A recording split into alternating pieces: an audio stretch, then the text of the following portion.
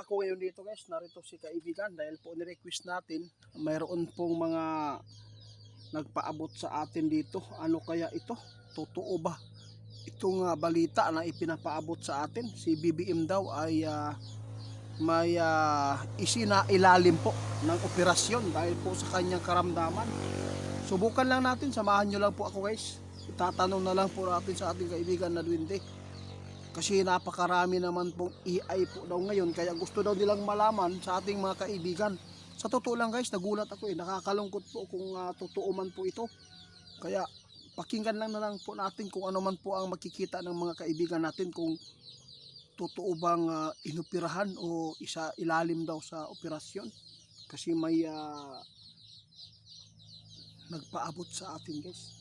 Medyo kinakabahan po ako dito kaibigan. Naku po, ito ang balita kaibigan. Oo,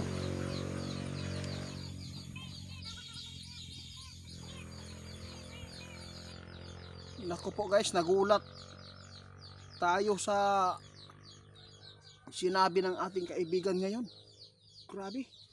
Kaya kaibigan, nag-request ako para malaman ko ang katotohanan sa mga impormasyon na ipinapasa sa atin. Kaya sa lahat ng nag-request sa atin tungkol po kay BBM, huwag naman po. Dahil hindi maganda po yung mga ganyan po na mga balita. May babala si kaibigan sa lahat po ng nagbalita ng ganyan. Kaibigan?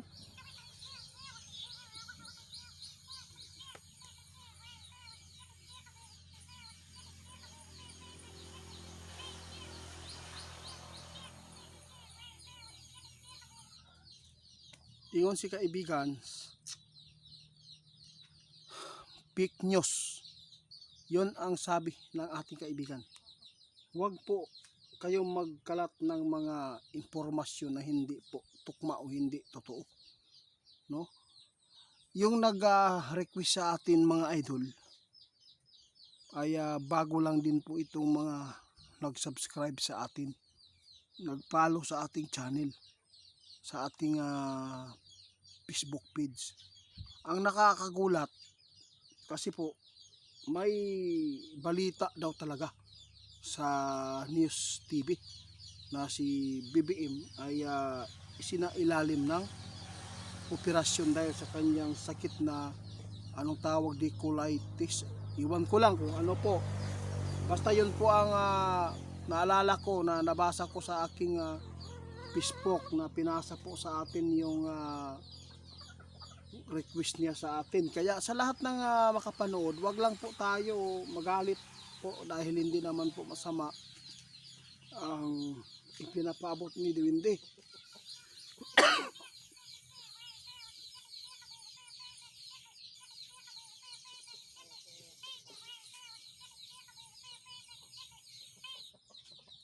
Ingon si kaibigan karon, sa lahat ng makapanood sa ibang mga nag-content, ang paniwalaan po natin yung mga malalaking channel, no? Kung totoo man po ito ibinabalita, baka mga fake news lang po ito na ibinabalita ngayon po na pinahayag ni Claire Castro, kasi may nagpasa sa atin ng link o hindi lang po tayo agad maniniwala sa mga impormasyon, lalo na ay napakarami ngayon ang mga nagpa-views para lang kumita sa social media. Gagawin po ang lahat para lang po ay tinatawag nilang mga clickbait.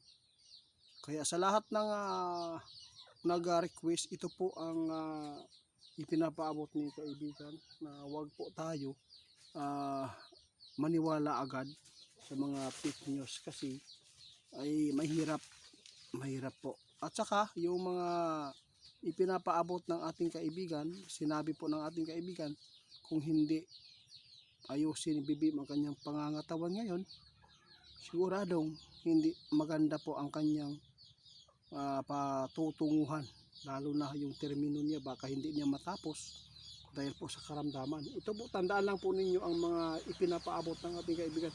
Yun po ang nakikita niya. Kung hindi ito maagapan agad, posibleng humiga ito at hindi na makakatayo dahil po sa karamdaman niya na taglay.